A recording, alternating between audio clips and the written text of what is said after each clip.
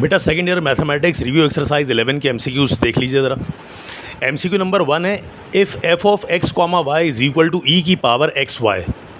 हमसे कह रहे हैं find F X divided by F Y. बेटा ये जो F X divided by F Y है ना, इसका मतलब आपने न्यूमरेटर वाली वैल्यू में इस फंक्शन का डेरिवेटिव पार्शियल डेरिवेटिव एक्स के रिस्पेक्ट से निकालना है और डिनोमिनेटर में इसी फंक्शन का डेरिवेटिव y के रिस्पेक्ट से निकालना है।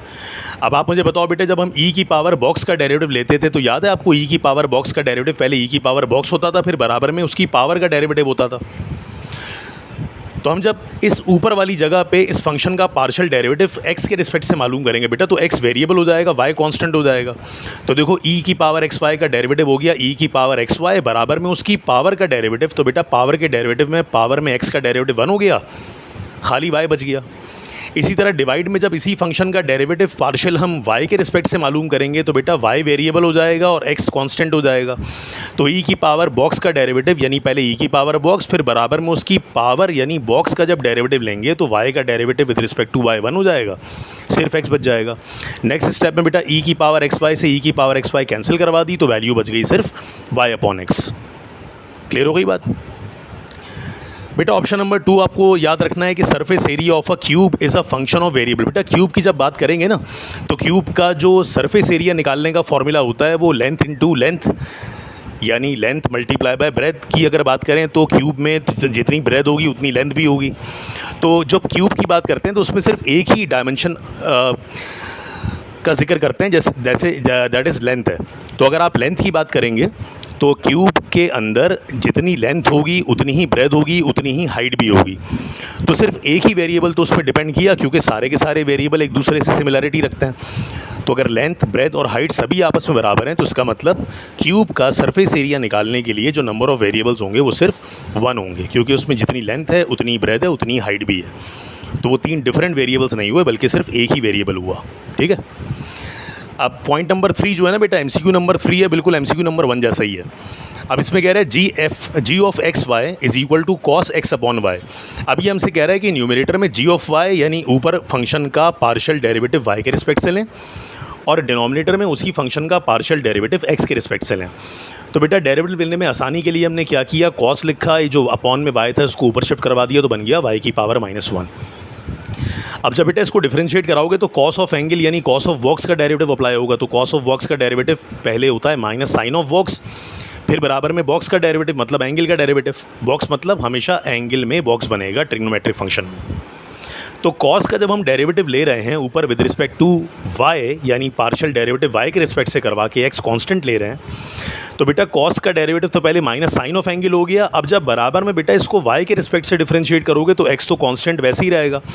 वाई की पावर -1 का डेरिवेटिव क्या हुआ, पावर नीचे आ गई, पावर में से 1 माइनस करवा दिया। डिवाइड में जी ऑफ एक्स का मतलब है कि डिनोमिनेटर में आप इसी फंक्शन का पार्शियल डेरिवेटिव एक्स के रिस्पेक्ट से लें। जब बेटा इसी फंक्शन का पार्शियल डेरिवेटिव आप x के रिस्पेक्ट से लेंगे तो cos का derivative again minus sine of angle हो गया। अब जब बेटा बराबर में एंगल को डिफरेंशिएट करोगे x के रिस्पेक्ट से तो x का डेरिवेटिव 1 हो जाएगा और y की पावर -1 वैसे ही बच जाएगा। तो नेक्स्ट स्टेप में हमने क्या किया, इस पूरी वैल्यू को इस पूरी वैल्यू से कैंसिल आउट करवा दिया। बेटा या इस -1 को x से मल्टीप्लाई कराओगे तो -x हो जाएगा, y की पावर -2 अपॉन में लिखा हुआ y की पावर -1। बेटा -x को हमने ऊपर ही छोड़ दिया, y की पावर -2 को और y की पावर -1 को जब सॉल्व करेंगे तो आपको पता है बेटा अगर बेसिस सेम हो और डिवाइड हो रहे हो तो पावर सब्ट्रैक्ट हो जाती है। तो जो ऊपर वाला y की पावर -2 था इसको जब हमने डिनोमिनेटर में शिफ्ट किया तो -2 नीचे जाके +2 हो गया। -1 में +2 ऐड किया तो आंसर आ गया 1, यानी टोटल आंसर आ गया माइनस का x अपॉन वाई। सही है। एमसीक्यू नंबर 4 में कह रहा है अगर tan 2x upon 3y is a homogeneous function of degree. ये पूछ रहा है कि tan 2x upon 3y homogeneous function of degree. तो हम इसकी बेटा डिग्री कैसे निकालते हैं, अब ज़रा सुनिएगा बात ध्यान से। डिग्री चेक करने के लिए क्या करते हैं कि जो वेरिएबल x दिया हुआ होता है ना उसको tx से रिप्लेस करवा देते हैं और जो वेरिएबल y दिया हुआ होता है उसको ty से रिप्लेस करवा देते हैं। हमने x को tx से रिप्लेस करवाया, y को ty से रिप्लेस करवाया। बेटा अगले स्टेप में t से वाला t कैंसिल हो जाएगा। तो ज़रा ध्यान से देखें, वापस फंक्शन वही नहीं आ गया जो फंक्शन ओरिजिनल गिवन था। तो अगर x को tx से रिप्लेस करवाने पर और y को ty से रिप्लेस करवाने पर वापस दोबारा फंक्शन वही आ जाए जो एग्जैक्टली सवाल में गिवन था तो हम कहेंगे उस होमोजीनियस फंक्शन की जो डिग्री होगी वो 0 होगी। ठीक है, यानी x की जगह tx लिखा, y की जगह ty लिखा, t से t कैंसिल हो गया, बच गया एंगल में 2x, नीचे बच गया 3y। इस फंक्शन के इस आंसर को देखो ध्यान से, ये वापस वही ओरिजिनल फंक्शन आ गया, तो हम इसकी कहेंगे जो डिग्री है वो 0 हो गई। अब कह रहा है अगर z बराबर f ऑफ एक्स वाई के is a homogeneous function of degree 0 then, तो बेटा ये ऑयलर्स थ्योरम की बात कर रहा है। कह रहा है ऑयलर्स थ्योरम का पूरा जवाब याद रखना बेटा, वैसे हमने पढ़ा था क्लास में, ऑयलर थ्योरम का जवाब याद है आपको, nz के बराबर होता था। तो nz में अगर डिग्री ही इसकी 0 होगी, यानी ये n ही 0 होगा, तो 0 को z से मल्टीप्लाई करवा भी देंगे तो आंसर सिर्फ 0 बचेगा।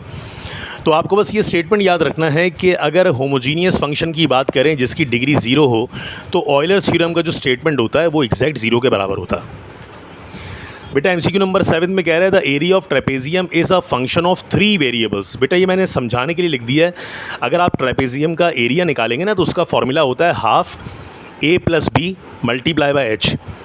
तो ये a, b और h अगर देखा जाए तो 3 अननोन्स आ गए, 3 वेरिएबल्स आ गए, तो हम ये कहेंगे कि जो एरिया है ट्रेपेजियम का वो फंक्शन होता है 3 वेरिएबल्स का। ठीक है,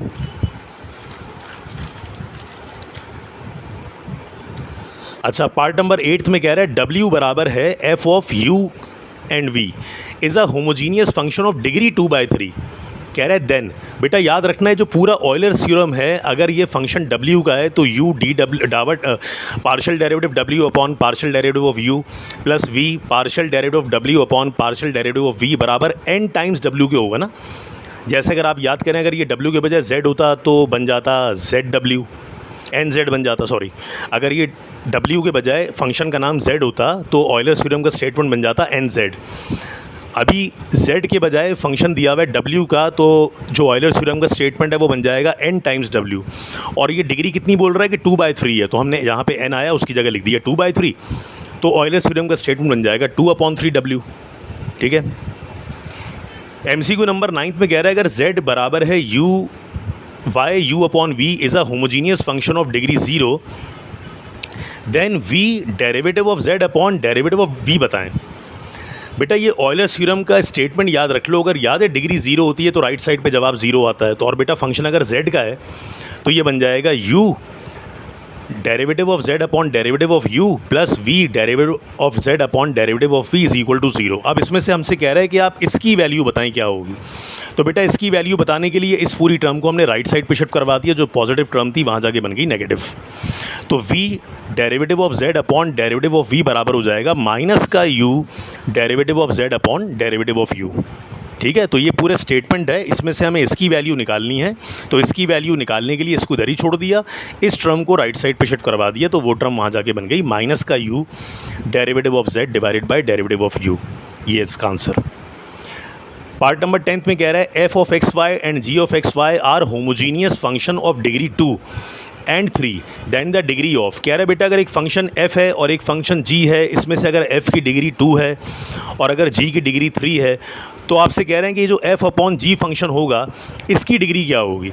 तो बेटा याद रखिएगा कि इसका शॉर्ट तरीका सॉल्व करने का ये है कि ऊपर वाले फंक्शन में t स्क्वायर लिख दो क्योंकि डिग्री 2 है, नीचे वाले फंक्शन के साथ t क्यूब लिख दें क्योंकि नीचे वाली डिग्री 3 है, g फंक्शन की डिग्री 3 है। अब बेटा अगले स्टेप में आपको पता है अगर बेसिस सेम होते हैं तो और डिवाइड हो रहे हो तो पावर सब्ट्रैक्ट हो जाती है। बेटा 2 में से 3 माइनस किया तो t की पावर क्या आ गई, सब्ट्रैक्ट करवाने के बाद जो भी t की पावर बचेगी ना बेटा वही असल में उस फंक्शन की डिग्री भी कहलाती है।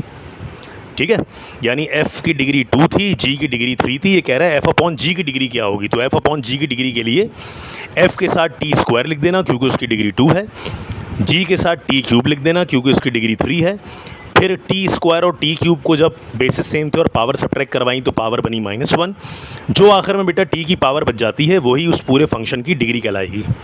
ठीक है बेटा।